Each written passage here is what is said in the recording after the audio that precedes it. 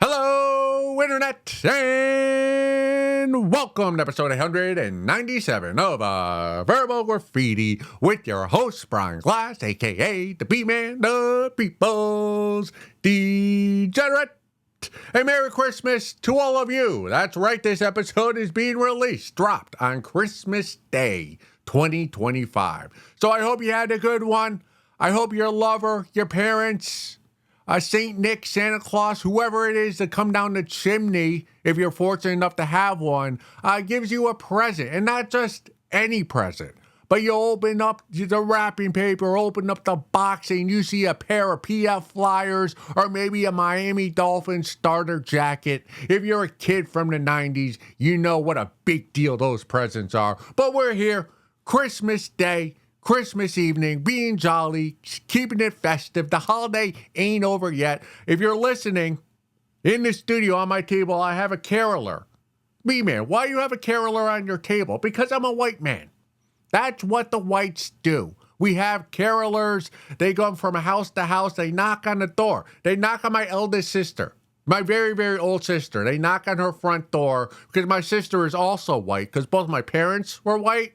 So all the siblings are white as well. I think that's how genetics and evolution work. But anyway, my sister also lives in a white neighborhood. So it's expensive. White neighborhoods are expensive, much more so than the blacks and the other minority neighborhoods, because carolers come by on Christmas Eve. They knock on the door and they sing a carol for you, usually Jingle Bells, and then they keep it moving to the next house. That really does happen at my eldest sister's house. It's happened every year for about the past 10 years. And that's real estate 101, but we're moving forward. We're trying to keep it jolly.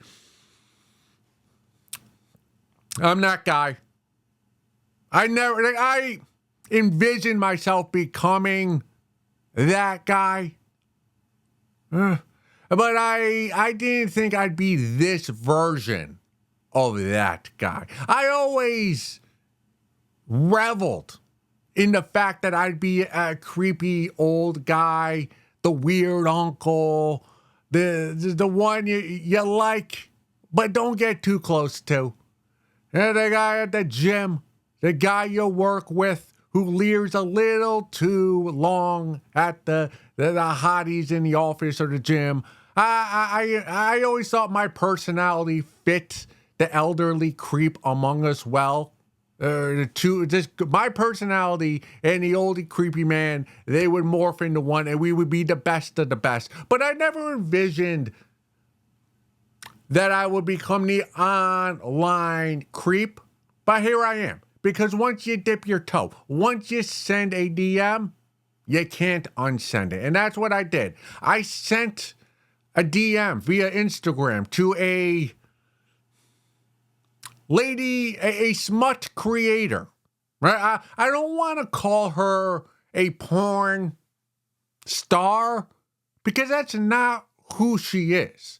And I don't say that to besmirch her character or her performance, because her performances were great. And I'm trying to be vague because I don't want to tell you who this lady is.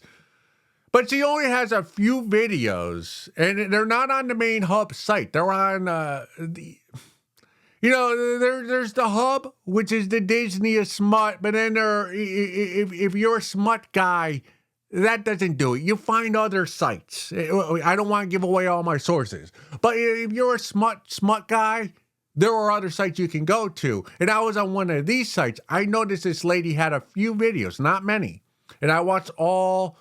I believe she had 4 videos, and one night I watched all of them in their entirety. I enjoyed her personality.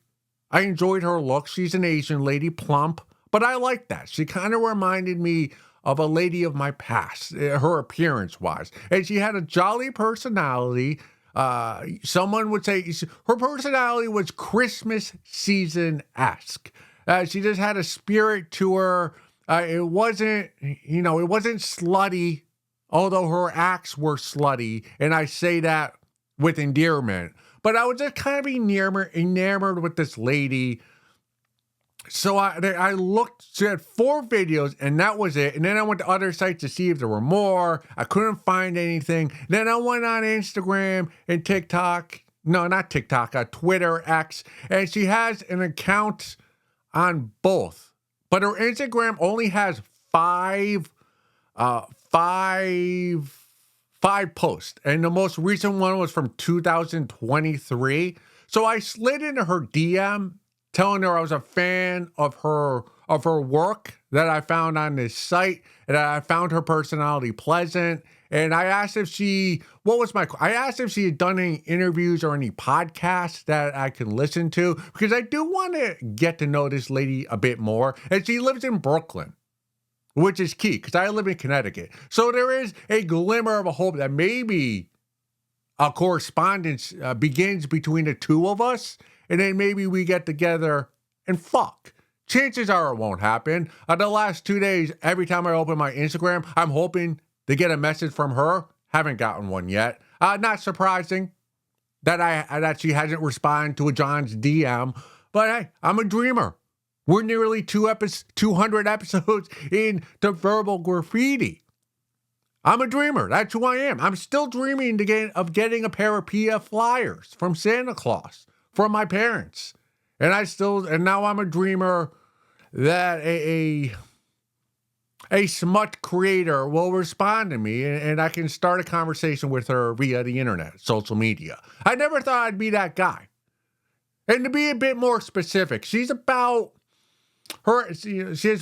pleasant, like, olive skin. Her boobs are not fantastic. Like, they're normal lady jigglers. Probably B cup. There's nothing bodacious about her body. She's plump. She's got some bad tattoos. I shouldn't say bad, but they're kind of all over the place. Her hair's down to here. She's not as put together as some of the mainstream ladies of smut. I made a conscious decision 2 weeks ago that I was watching too much mainstream smut where the ladies are almost like anime characters with the body proportions, where I found myself when I was in public seeing real women. I was like, why would I even fancy you? All you have is B cups, so you're just a normal lady. And then it hit me like, oh, I gotta go back to watch amateur smut so I can like re-engineer my brain to get a stiffy for the normies who I might actually be able to do the deed with. And so that's what I've been doing this past 2 weeks, and that's how I found this lady who's only made 4 videos that I'm aware of, that I've watched. Just a plump, I don't know, 5'2", curvy, nice butt, but like not BBL butt, and just like normal B, maybe low C cups, some oddly placed tattoos. But I could tell in the video, like, she enjoyed the scenes that she was a part of. I get an inclination from her Instagram and her Twitter account, even though there are only 5 posts, that she is a lesbian, or maybe she's bisexual, but she prefers the ladies in the world more so than the dicks. But hey, I reached out to her. Chances are she won't respond, especially since her last post was over 2 years ago, public post that is. But I never thought I'd be that guy. That guy to DM a creator of smut who you've never had an interaction with in real life. But here I am. I am that guy. And once you send, you can't unsend it. Now, you're that guy forever. Now, I got to admit, hand up, Christmas 2025, I am a guy who DMs smut creators, ladies who fuck on camera for money. I am a guy who sends them unsolicited DMs via Instagram. No, I'm not saying dick pics. The message wasn't anything foul. It was very nice. I was opening a conversation. Now, she hasn't she hasn't responded to the message. Nothing I said in the message, which I told her. I said, hey, I like your personality. I like your work. Is there a podcast where I can get to know your personality a little bit more? Nothing crude about that. Just, game, respect, game. I'm a creator. She's a creator of a different kind.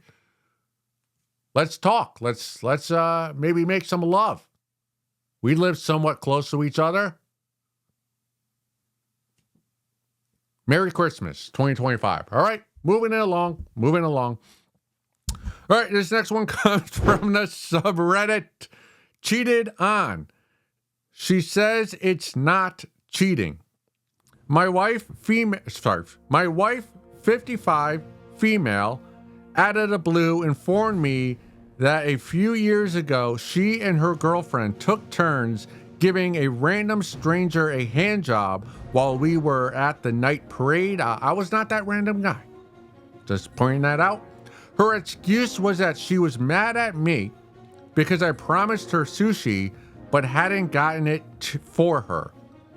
She said she wasn't sorry she did it and it pissed her off. And if I pissed her off, she'd do it again and even fuck somebody this time. Later, she said she didn't really mean the last part, but maintained that she had no regrets for her actions and says it's not sex, it's just foreplay, so it's not cheating. We've been married 30 years, and I never imagined in my wildest dreams that she was capable of something like this up till now. I had 100% trust in her. I'm not sure what to do now. She says she loves me, but I definitely feel differently now. I get where your loving, faithful wife is coming from, but I don't understand it. What I mean by that is she is using woman logic, which as a guy, as a John, I don't understand it, but I can point it out when I see it. I just don't understand how you come up with that equation. Like in her woman logic mind, your loving wife, that is. Yeah, she gave this guy a hand jibber, but she didn't get pregnant from it. Therefore, it's not cheating. If there's not a baby in my belly, my uterus, well, then it's not cheating. It's hardly even foreplay. So I understand her batshit lady logic mind convincing herself that what she did is not unfaithful to you. Whereas in the real world, where real logic takes place, not Candyland, in real life, she definitely cheated on you.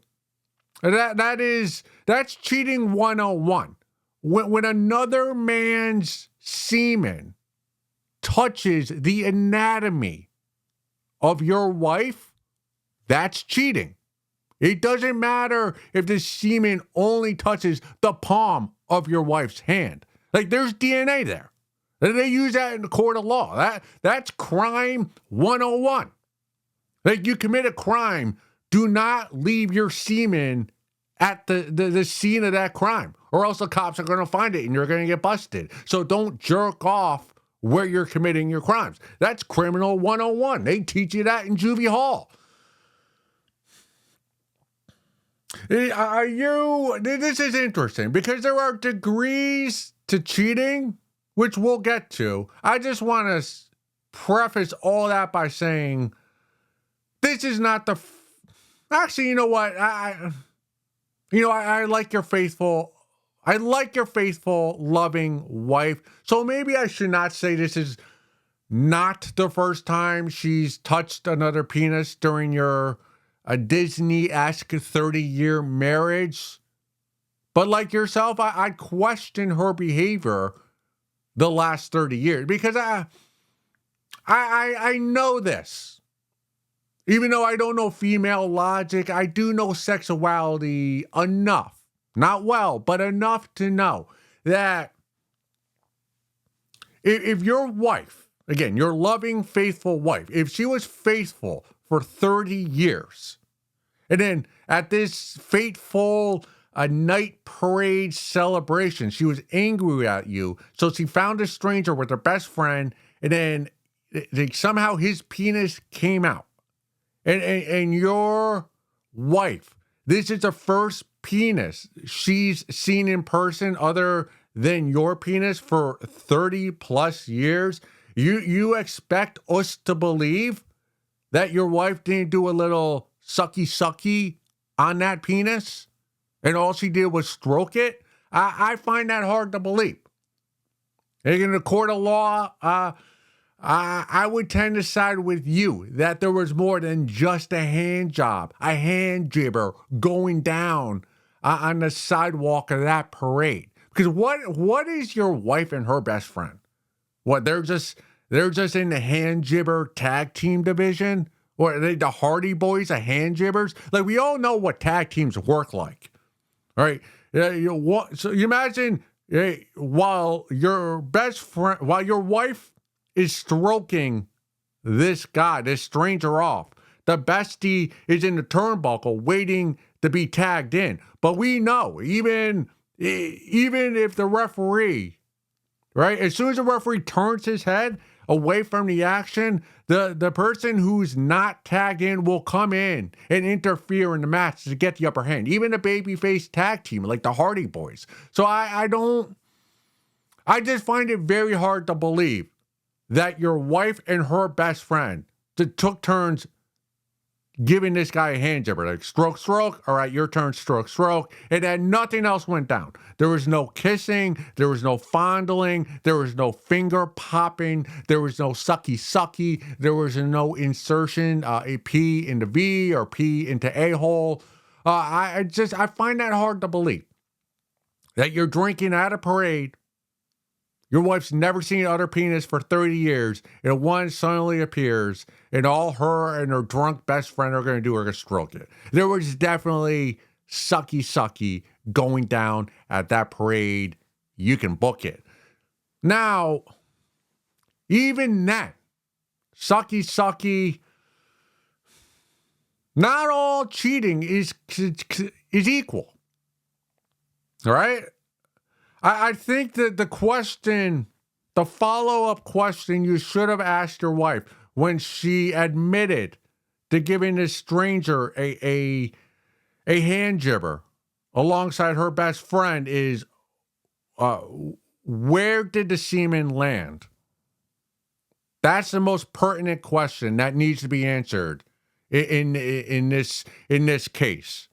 Okay? Because if the semen, even if it was just a straight hand jibber, no sucky, if your wife was on her knees giving this guy a hand jibber and his semen landed on her face or in her mouth, that's cheating. That's cause for divorce. You can ask for divorce, definitely. But if the man's semen landed on your wife's best friend or even your wife's chest, or maybe they both moved aside when the Dick Loogie came and the Dick Loogie semen landed on the pavement, that's when I say you can't ask for divorce. All right? Yeah, first year of marriage, you can ask for a divorce. But when you're 30 years into a Disney loving, faithful marriage and your wife gives a hand jibber, but the semen doesn't land on her face or in her mouth, you can be angry with her, but you can't divorce her. You're too deep into the marriage at that point. Year one, yeah, maybe, get a divorce, maybe some couples therapy, but 30 years in, if the semen landed on your wife's chest, who cares? If it landed on the pavement again, or the best friend, who gives a fuck? Like, yeah, it's not great. It is not great. It's a bad sign of what you thought the marriage was. But again, the semen didn't land on your wife's face. Therefore, 30 years into a marriage, you can't be asking for a divorce. I mean, you can, but I would advise against it. And really, what you should do, now that this has all come out, is not ask for a divorce, but ask to have a threesome with your wife and her best friend. 2 wrongs equal a right. If your wife cheated on a random guy with her and her best friend, the only way to equate that is now your wife's best friend has to have sex with you while your wife is there. Right? 2 wrongs equal right. It And then you can walk on and have another 30 years of a loving Disney romantic comedy, love life. That's the only answer. You got to have a threesome with the wife's best friend. Don't ask for divorce. That'd be too messy. And again, the real takeaway from this is feed your wife. Your wife was hungry. You didn't get her to sushi, and then she became hangry, and that caused her to give some random guy a hand jibber. We've all been there, right? It's really your fault your wife cheated on you. If you had fed her and she wasn't hungry, she probably would have stayed you and sucked you off on the sidewalk during the parade. There are just women who act like that. I've seen them. I've seen them out there. I've seen wives of friends of mine, like distant friends of mine. When I was younger, I'd be at the bar, and there are just some women, some babes. They get 3 glasses of wine in them, maybe a shot of tequila, and they get handsy. They're not intentionally trying to cheat. They're probably not like fucking in the backseat of a car or back at some Chad's place, but they'll be at the bar or the restaurant or the parade, and they'll put their hands down a guy's pants without asking permission. What are you going to do? You get violated as a guy, especially from the wife of a guy you know. You just keep it moving, Dylan. Just keep it moving. Remove the hand. Thank you. I think you've had too much wine. But again, feed your wife. And it all comes down to where did the semen land at the completion of the act. Let's go look at some photos.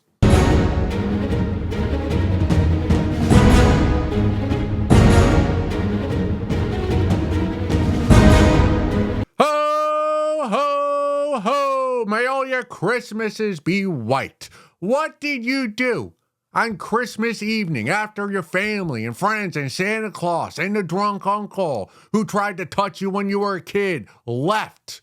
What did you do? I'll tell you what the B-Man is probably going to do is play Cyberpunk 2077 in my bedroom alone with the lights off. That's what I've been doing the last couple of weeks. I am a gamer after all. I'm realizing very, very quickly that Cyberpunk might not be the best game to get back into gaming after not playing video games for 20 plus years.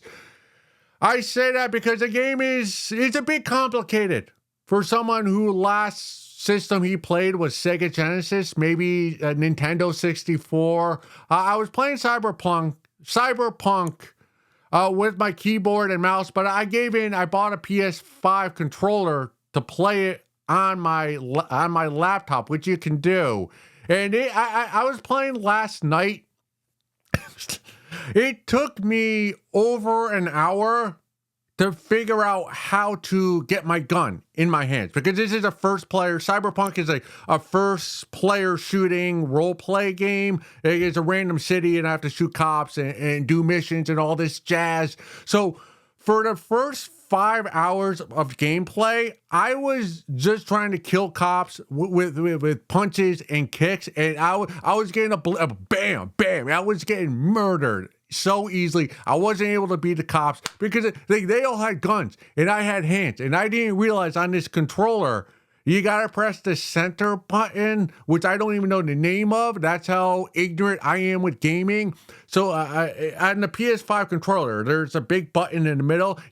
For Cyberpunk, you press that, and that's how you choose between your hands and whatever weapons you have. So it took me 5 hours after getting this controller to figure that out. And then I finally got to a point in the game where you get to drive a car by yourself. And this is I should really figure out a way to film myself playing Cyberpunk, because you would not believe that. You would think I'm an 8-year-old kid playing this game who's never played games before, which basically that's what I am. Because I'm just boom, boom, boom. I'm hitting guardrails. I'm running through people. I'm crashing into walls, into buildings. Like, I don't know I haven't figured out how to drive straight without boom, boom, boom, boom, boom. It's like a bumper cars, like in a bowling alley. I'm just boom, boom, boom. And then I'm just wrecking the car, so I can't drive the car because I wreck it within the first minute that I get inside of it. And then there's this point where you're driving and you also have to shoot at the same time. And that's just, there's too many buttons for the B-man to be pressing at one time all in sync. So it's a train wreck. You ever have a friend of yours who you go out drinking and he's a friend who he has to drive drunk or she has to drive drunk? Now, I'm not going to judge them because I've driven drunk, but never like cyberpunk drunk. I'm talking to the friend of yours who will literally, he'll rip the keys for you and your boys to try to keep the keys from him, but somehow he finds a way to get them, and then you see him drive, and it's a boom, boom, and he's hitting guardrails, and he's hitting street signs, but somehow he gets home safely. Like, that's what I look like playing Cyberpunk when I'm trying to drive the vehicles. I don't know how to drive straight. Like, I can get straight for a little bit, but there's a lot of turns, and I'm just, bam, bam. The game right now is not fun. It'd probably be entertaining for you to watch just to see how inept I am at the game. But for me, playing it, like playing a first shooter open world game, which Cyberpunk is, and not knowing how to shoot a gun straight and not knowing how to control a car, kind of makes the game unplayable. So I am at a level now where I'm enjoying the graphics and the world I'm in, this imaginary city. I just don't know how to function in it. And oddly enough, that's not that far off from real life. Like, I'm living in this life, but I don't really know how to live it. Like the last episode, I talked about not knowing how to go through a car wash properly at the age of 41. So yeah, this game, I probably should have started off with a game that's not as challenging, where everything, you have to do the shooting and the driving and the directions all together. But hey, I'm in it. I'm 2 missions in, so like I'm going to finish this game. And I do think once I learn how to do the shooting, how to point the gun at the officers, boom, boom, knock them down, the 4 or 5 in a row, and learn how to somewhat control the car, the game's going to be really fun to play.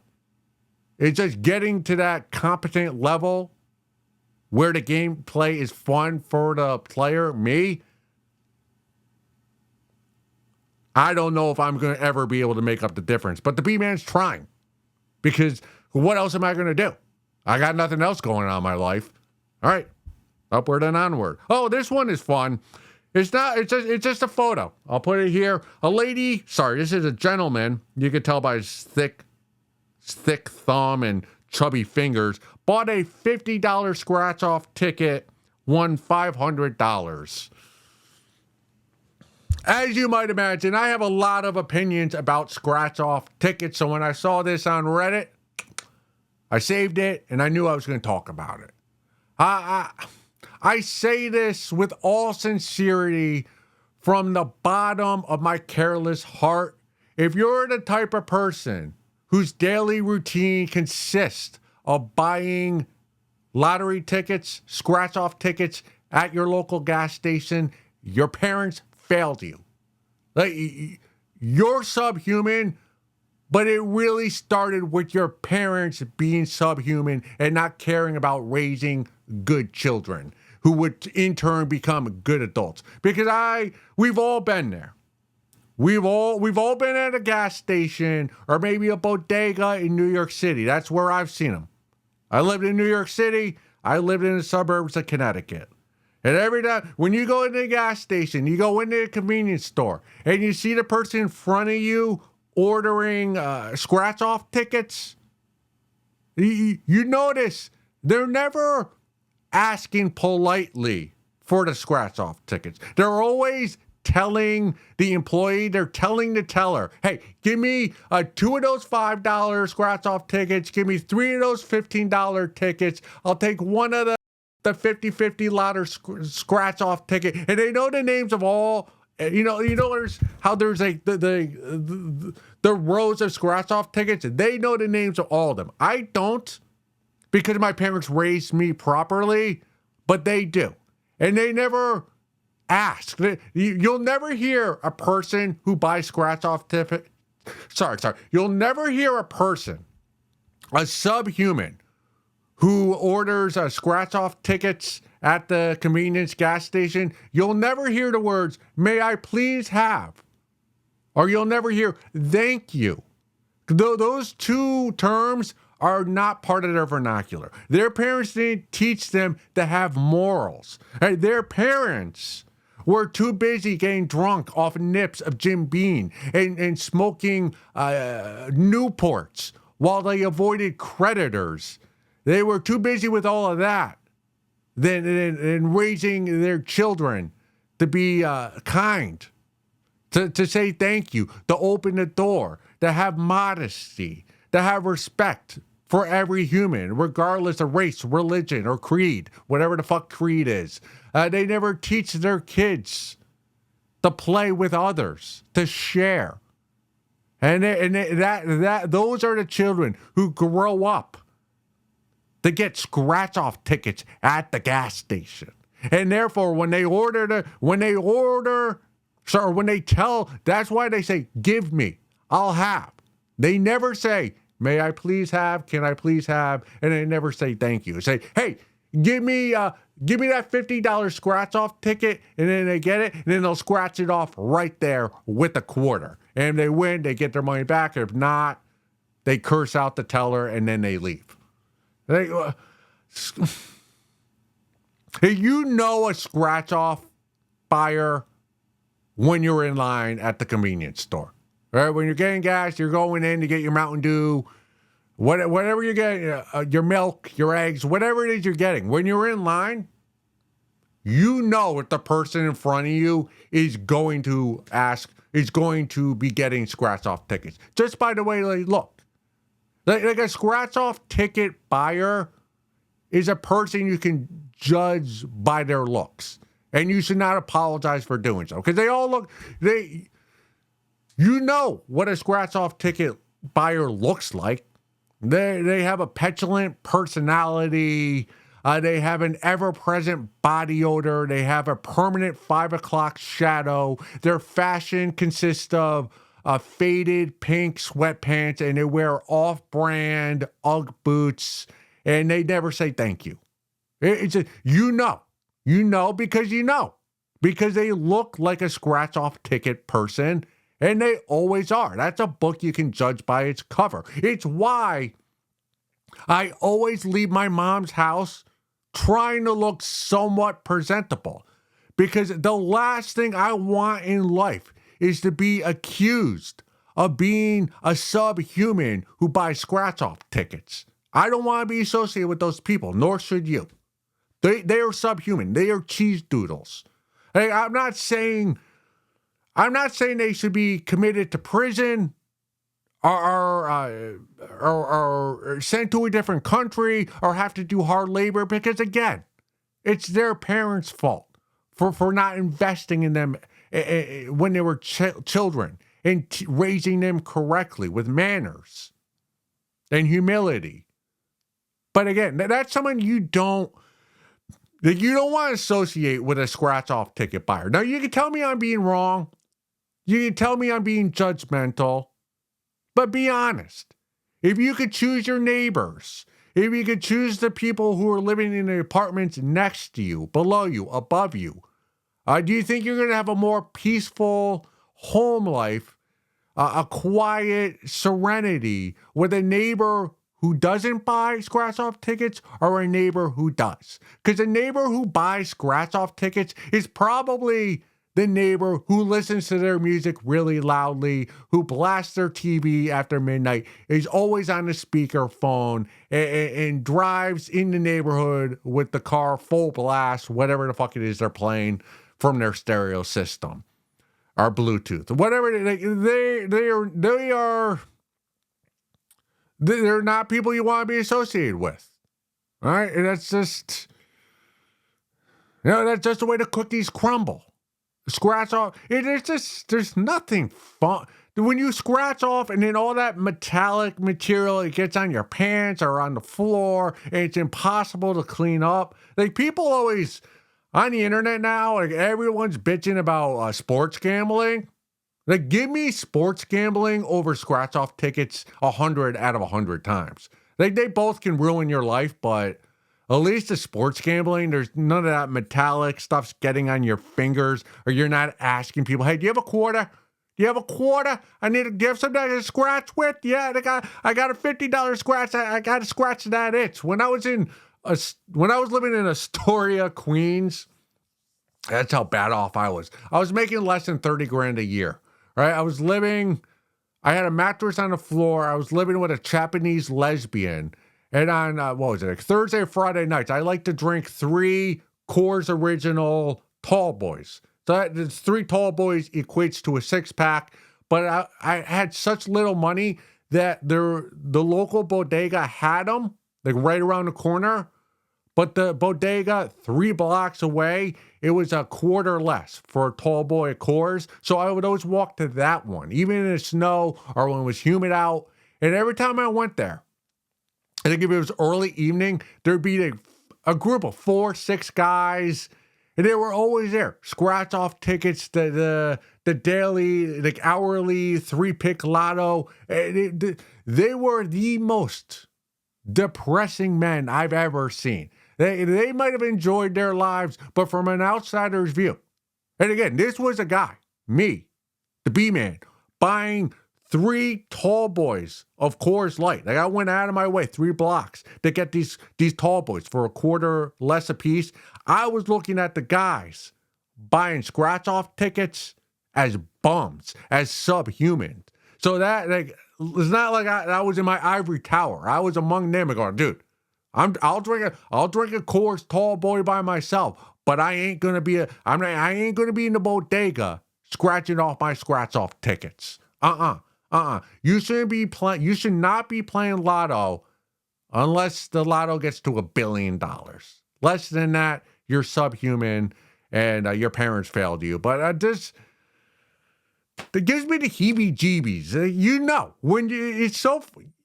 The more I talk it out, the more you know. When you're at a gas station, and you can just tell by the appearance of the person in front of you, if there's a strong possibility that subhuman is going to be telling the employee to get him some scratch-off tickets.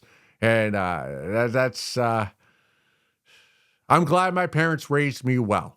Because if you're buying scratch-off tickets every time you go to the gas station, you failed at life. Merry Christmas. Go suck a fat one.